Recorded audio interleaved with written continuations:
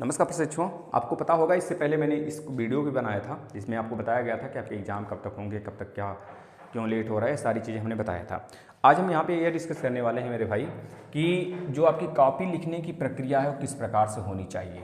क्योंकि आपको पता है डीएलएड में अगर आप कॉपी लिखते हैं ढंग से तो नंबर भी बढ़िया मिलता है ना।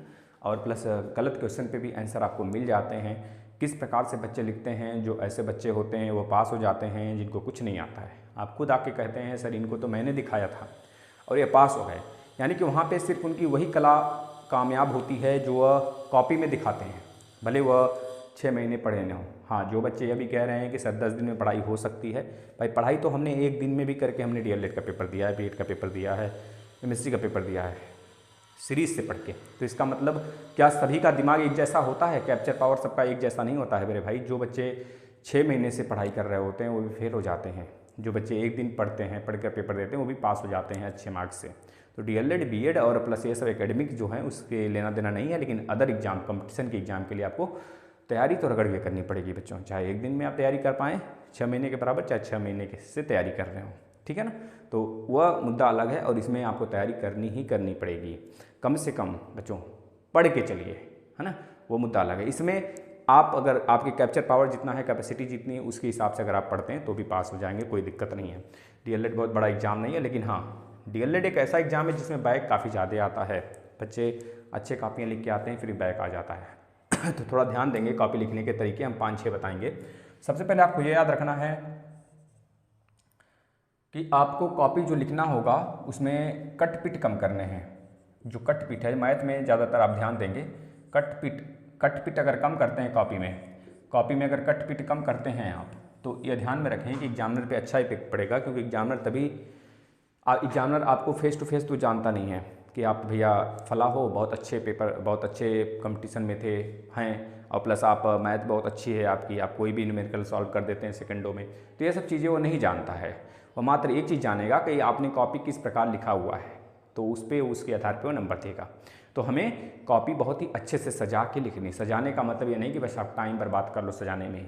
सजाने का मतलब कि आपकी राइटिंग, हैंड राइटिंग थोड़ी सी अच्छी होनी। मान लीजिए बाद में जाके आपकी हैंड राइटिंग ख़राब हो जाती है, इतिहास भूगोल में, मैथ में तो कम से कम इक्वल का साइन जो होता है इक्वल पे ध्यान देंगे, इक्वल के बराबर होगा। कॉमास कहाँ पे लगेंगे, प्लस कहाँ पे लिख रहे हैं आप, ऐसे लिख रहे हैं 1/2 को तो प्लस यहाँ पे लगा दे रहे हैं। तो ये सब थोड़ी सी मिस्टेक्स है जो ध्यान देना है, इन सब से नंबर कट जाते हैं। जो बच्चे बॉर्डर पे पास होते हैं, जो बच्चे बॉर्डर पे फेल होते हैं, उनमें यही थोड़े से फ़र्क होते हैं कि वह हो सकता है ये सब मिस्टेक्स कर देते हों, ये वैसे एग्जामिनर उन पे नंबर न देता हो भड़क कर। तो ये थोड़ा ध्यान देना हमें कॉपी लिखने के स्टाइल्स, मैथमेटिक्स में खास करके, और प्लस जो आपके सब्जेक्टिव होते हैं। जैसे कि आप कोई कॉपी जब लिखते हैं तो उसमें बहुविकल्पी और प्लस 1 नंबर वाले होते हैं, तो उसमें घुमा फिरा के बातें थोड़ा कम करें आप। घुमा फिरा के बातें करते हैं उसमें तो एग्जामिनर को लगेगा ये बहका रहा है मुझे। तो जाहिर सी बात है बड़े वाले पे आपको क्वेश्चन पे आंसर नहीं देने के उसके चांस ज़्यादा बढ़ जाएंगे। तो थोड़ा सा ध्यान देंगे कि जो छोटे क्वेश्चन है उसके सटीक आंसर हम दें, ठीक है। और किसी भी एग्जाम, कोई छोटा से छोटा एग्जाम हो चाहे कोई बड़ा से बड़ा एग्जाम, उसके लिए पढ़ना तो पड़ेगा मेरे भाई, ये ध्यान में रख लेना है। अगर आप यह सोच रहे हो कि पढ़ना नहीं पड़ेगा मुझे, तो आपकी कन्फ्यूजन है, आपका गलत फहमी है ये चीज़ें, ठीक है। थोड़ा सा उसको दूर करें और सही ट्रैक पे आ जाएं। दूसरी चीज़ याद रखेंगे, दूसरी चीज़ बच्चों, अगर मान लीजिए कोई भी एक पेज हमने कॉपी का खोला हुआ है, कॉपी तो हमारे पास है लेकिन यहाँ पे फ़िलहाल में नहीं है, ये तो मैं आपको दिखाता, मैं किसी और वीडियो में दिखा दूंगा आपको, है ना। तो 1 मिनट, जो आपके ये मान लीजिए पेज है, इस पेज पे आपने क्वेश्चन लिखना शुरू किया, यहाँ पे हेडिंग डाला और इस पर क्वेश्चन लिखना आपने शुरू किया। इस प्रकार से क्वेश्चन लिखते गए और यहीं पर आपका एक क्वेश्चन खत्म हो गया, है ना। तो उसके बाद आप क्या करते हैं, कि जो दूसरा क्वेश्चन होता है यहीं से स्टार्ट कर देते हैं। भाई आप पैसे दिए हैं, कॉपी क्यों बचा रहे हो? कॉपी बचाने से क्या लेना देना है आपको? कॉपी बचाने से कुछ मिलेगा, नंबर मिलेगा? नहीं ना मेरे भाई। तो आपको एक काम करना है, इस क्वेश्चन को ना थोड़े से जो 4-5 लाइन छूटे होते हैं उसको आप स्किप करो ना, आप नेक्स्ट पेज से नेक्स्ट क्वेश्चन स्टार्ट करिए। अगर आपको लगता है 1 नंबर वाला भी क्वेश्चन मेरा 5-6-10 लाइन ले लिया, और थोड़ा सा लिखने की प्रक्रिया, जिन बच्चों की राइटिंग छोटी है वो बड़े में अक्षर में थोड़ा सा अगर ना भी लिख पाते हैं तो कोई दिक्कत नहीं है, लेकिन वर्ड के बीच में गैपिंग थोड़ा ज़्यादा दे दीजिएगा, वर्ड के बीच में थोड़ी गैपिंग दे दीजिएगा और 1 लाइन छोड़ के लिखिएगा। आप 1 लाइन छोड़ के भी लिखेंगे तभी कॉपी आपकी नहीं भरेगी, ये हमारी गारंटी है, चाहे जितनी भी लिखवैया क्यों ना हो भैया, पढ़वैया क्यों ना हो, ठीक है ना। हम लोग भी पेपर दिए हैं, हम लोग भी अच्छे से पेपर दिए हैं, मतलब कि यह नहीं कि बस फॉर्मेलिटी करके आए हैं, हम लोग भी नंबर गेन करने के लिए पेपर दिए हैं, ठीक है ना। तो थोड़ा सा अनुभव जो है वह चीज़ मैंने आपसे बता रखा है और वही चीज़ हम हर बार आपको बताते हैं पेपर के पूर्व, ठीक है। यह चीज़ें हो गई बच्चों। और दूसरी चीज़, कॉपी लिखने का तरीका हमने बताया, स्टेप्स किस प्रकार से आप फॉलो करेंगे, ये हो गया। इसके बाद जो तीसरी चीज़ है, यह भी हमको ध्यान देना है बच्चों कि आप जो भी क्वेश्चन अटेम्प्ट कर रहे हों, चाहे जो भी क्वेश्चन आप अगर अटेम्प्ट कर रहे हों, कोई भी क्वेश्चन में जो अगर बहुत अच्छे से जो क्वेश्चन आ रहा है आपको, पहले तो उसको सबसे पहले लिखेंगे। उसके बाद उस जो क्वेश्चन में जो 4-5 क्वेश्चन बहुत अच्छे से आपको आ रहा था, 10 क्वेश्चन अच्छे से आ रहा था, पूरी कापियाँ पूरे पेपर अच्छे से आ रहे हो आपको, अगर आप उस क्वेश्चन को अटेम्प्ट करते हैं और थोड़ा सा अगर हाईलाइटर अगर आप लेके जाते हैं तो बहुत ही बेहतरीन साबित हो जाएगा। आपका नंबर बहुत अच्छे अंक मिलेंगे। जहाँ पे 1-2 नंबर आपका थोड़ा सा मिस्टेक्स की वजह से कट भी रहे होंगे, वह नहीं कटेगा, है ना। एग्जामिनर समझ जाता है कि बच्चा बहुत मेहनत किया है कॉपी लिखने में। तो आप थोड़ा सा हाईलाइटर लेके चलें, जो अच्छे वर्ड होते हैं। जैसे हमने लिखा, मोहन राय जी ने सती प्रथा को इंड किया, है ना। तो मोहन राय जी ने सती प्रथा को इंड किया, तो मोहन राय को आप थोड़ा सा हाईलाइट कर देंगे और सती प्रथा को हाईलाइट कर देंगे। कब इंड किया? 1828 में इंड किया, विलियम बेंटिक के साथ मिलकर इंड किया उसका। तो ये सब बातें उसमें थोड़ी सी मेंशन होती हैं, तो उसको भी हाईलाइट कर देंगे, जिससे एग्जामिनर का जो नज़र है सीधे उस पर बनेगा और आपको अच्छे अंक गेन होंगे बच्चों। तो ये सब थोड़े से तरीके हैं, याद रखना। तीसरा तरीका हमने बताया।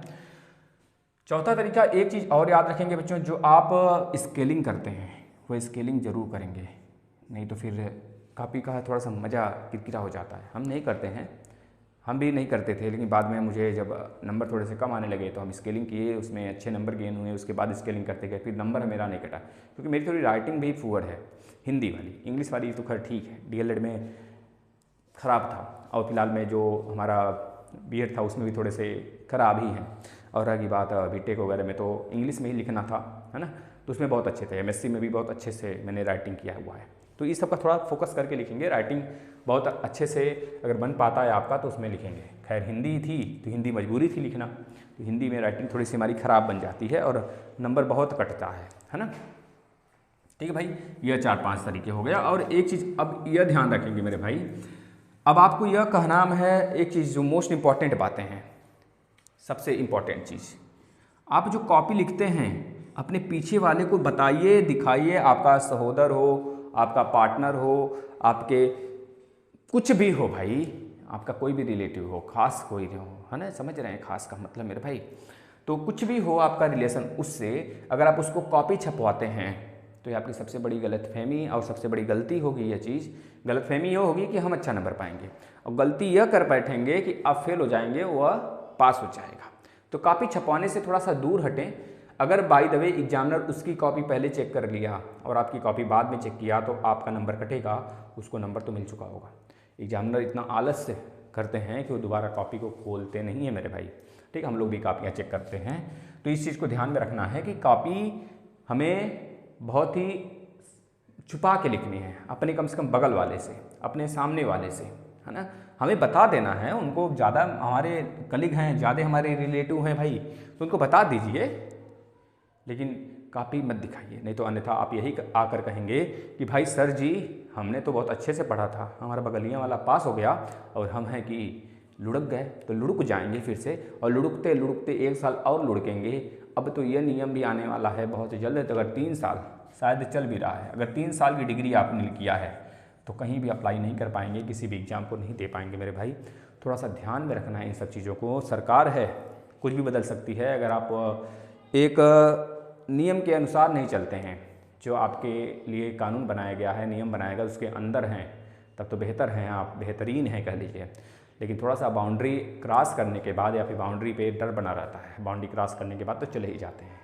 तो थोड़ा सा ध्यान रखना है। और बैक काफ़ी ज़्यादा आते हैं, ये सब चीज़ें आपके बैक रोक तो नहीं सकते, हाँ कम कर सकते हैं, आशाएं बढ़ा सकती हैं पास होने की आपकी, क्योंकि पढ़ना तो कंपलसरी है, ये ध्यान में रखना है। धन्यवाद। अगर कोई भी वीडियो आपको चाहिए तो कमेंट बॉक्स में कमेंट कर सकते हैं, उसके रिगार्डिंग हम वीडियो जरूर बनाएंगे। और आप सभी से विनम्र विनती होती है कि आकर आप वीडियो देखें। चैनल पर प्लेलिस्ट में सभी क्लासेस मैंने बहुत ही अच्छे से पढ़ा रखे हैं, चाहे यूपी टेट हो, चाहे डीएलएड के किसी भी सेमेस्टर के एग्ज़ाम हो, पढ़िए उसको। और मैं एस्टेट के लिए भी क्लास स्टार्ट कर चुका हूँ, उसको भी देखिए। धन्यवाद।